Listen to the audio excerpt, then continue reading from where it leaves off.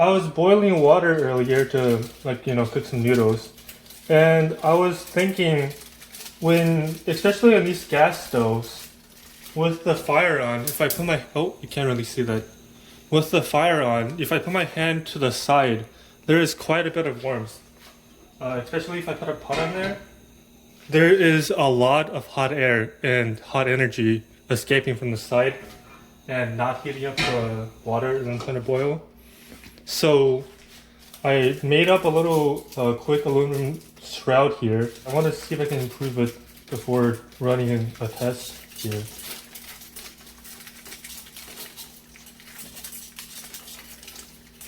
Let's see if this works. Right, so I put my pot. So basically how this works, right? I put the pot on here. And I kind of just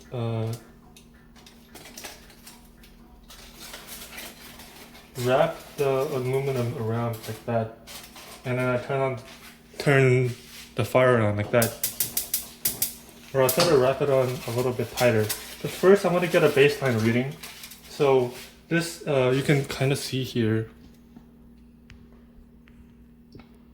We are at exactly 1 liter right now. This is room temperature water. Actually, it's a little bit warm just from that. Okay, I'll redo it anyways.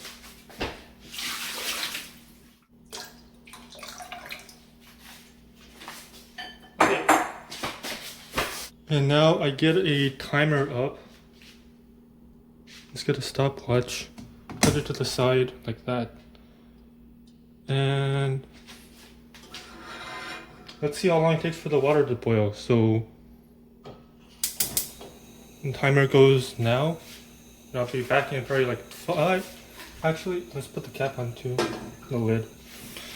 Be back in about like 5 minutes, I think.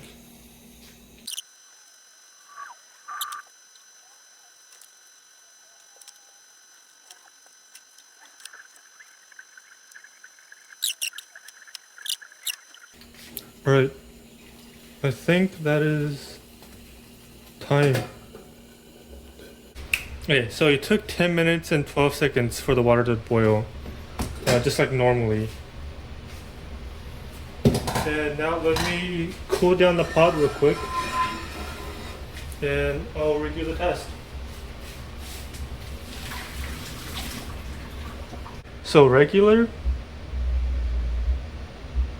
was 10 minutes, 15 seconds.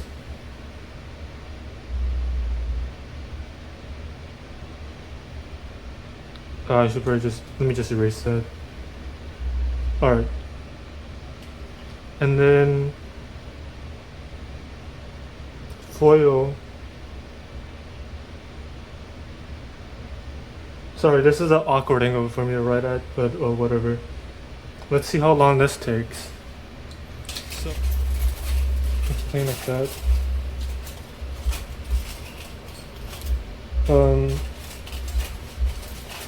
My main concern is that because I'm cutting off a lot of the area around the stove, it might starve the fire out. But there's back here, there's plenty of airflow, I'm pretty sure. And over here too, there's a big gap that I left, kind of unintentionally, but I think the fire should be fine. And we're at 1 liter of water. Let's put the lid on and then rerun the test.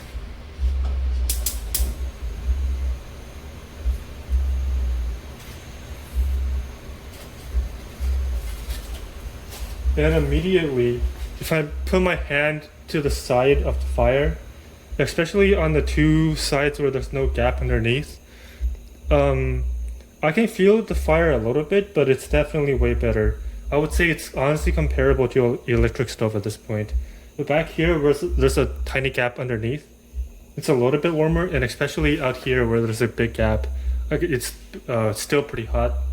But I think the concept should work. I just don't know how much heat is actually escaping. So yeah, I'll be back when the water boils. Oh, and just to let's show the shroud a little bit. I have it to where each joint is it's at a angle here. So when I fold everything up, it kind of slants a little bit So maybe like directs the heat up more and it captures more heat. That way it gives it more area. But yeah, that's pretty much it. Let's just wait and see how long it takes for the water to boil this time.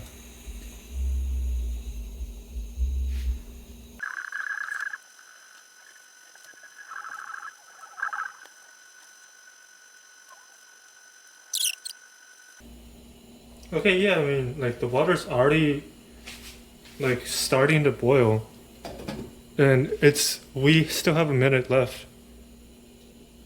Yeah, I mean, look at that, it's already kind of boiling. I'm gonna wait a little bit longer. It's not quite boiling yet, probably like another 10 seconds.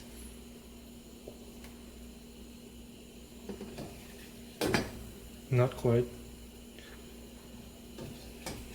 Okay, yeah, I think, yeah, we can stop it now. 9 minutes and 20 seconds. So that let's see here. So yeah, I mean that's like almost a 10% improvement just by adding some foil around the pot. That's actually kind of surprising, but I guess not because like I can feel the heat physically. I can feel that there's physically less heat around the pot with the foil mod. I first got this idea because those camping stoves that people sometimes bring, they will have a shroud kind of like this for like portable stoves.